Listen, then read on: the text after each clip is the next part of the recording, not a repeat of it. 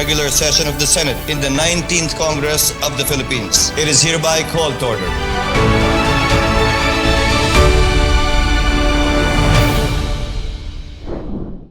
Key bills made headway towards becoming laws as the Senate wrapped up another productive week in August. The Senate last week ratified the harmonized version of the proposed anti-agricultural economic sabotage law. The problematic system within the Bureau of Customs is one of the reasons why RA 10845, or the original anti-agricultural economic sabotage law, failed implementation proved to be inadequate. The bill discontinuing the use of the mother tongue as a medium of instruction from kindergarten to grade 3 is also a step closer towards becoming a law after its adoption in the lower house.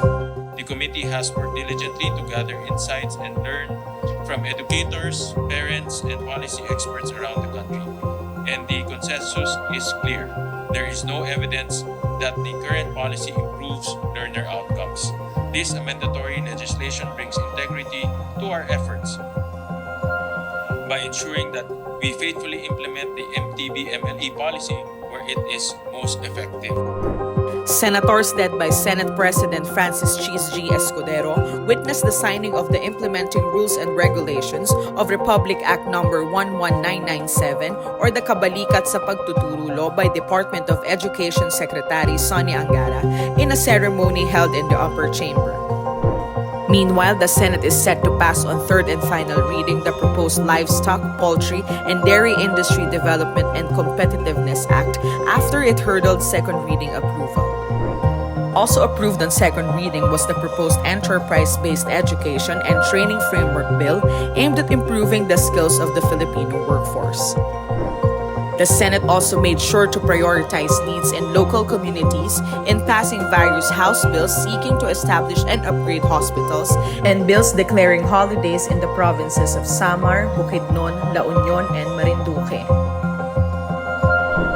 Last week, senators honored the life and legacy of veteran film producer Lily Yuchu Monteverde, also known as Mother Lily, as the upper chamber expressed its profound sympathy and condolences on her recent death.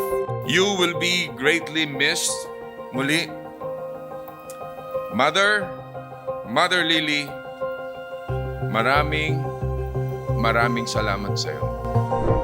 Senators vouched for their former colleague Sonny Angara as the Commission on Appointments confirmed the ex-senator's appointment as Education Secretary. The Commission, during its first plenary session under the third regular session, also approved the nominations and appointments of 15 foreign service officials in the Department of Foreign Affairs. Back at the Senate, senators have started plenary discussions on the proposed Create More Act, sponsored by Senator Win Gatchalian. The bill seeks to amend the Create Act and ultimately attract more foreign investments into the Philippines. For his part, Senator Alan Peter Cayetano pushed for the passage of the Open Access and Data Transmission or the Konektadong Pinoy Bill. Also a priority measure, the Konektadong Pinoy Bill aims to streamline regulations on data transmission services and improve internet connectivity in the country. Last week, the lawmakers continued plenary discussions on the proposed Blue Economy Act, creation of a VAT refund mechanism for non-resident tourists, and proposed amendments to the Universal Healthcare Act. Senator Raffy Tulfo called for solutions to the various problems faced by motorists and commuters on toll roads and railways during the hearing of the Committee on Public Services. Senator Ronald Bato de la Rosa led the Committee on Public Order and Dangerous Drugs in probing the Philippine National Police's enforcement of a warrant against Kingdom of Jesus Christ founder Apollo Kibuloy in Davao City. Senator Pia Cayetano presided over the resumption of the Blue Ribbon Committee's probe on the issuance of fake birth certificates and other government documents to foreign nationals. Senator Amy Marcos asked government agencies about the legal personality of the Loss and Damage Fund Board as the Committee on Foreign Relations tackled the Philippines' hosting of the Global Fund. The Committee on Public Order and Dangerous Drugs heard education and university officials, groups, and concerned parents as it discussed new claims of recruitment of students in local communist and terrorist groups.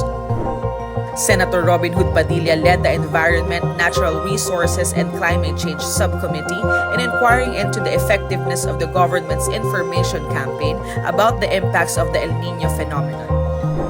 Education officials and experts briefed lawmakers on the recent school opening and challenges in the education sector during the inquiry of the Committee on Basic Education. In a separate hearing by the Committee on Public Information and Mass Media, senators investigated reports of sexual harassment in the film and television industry.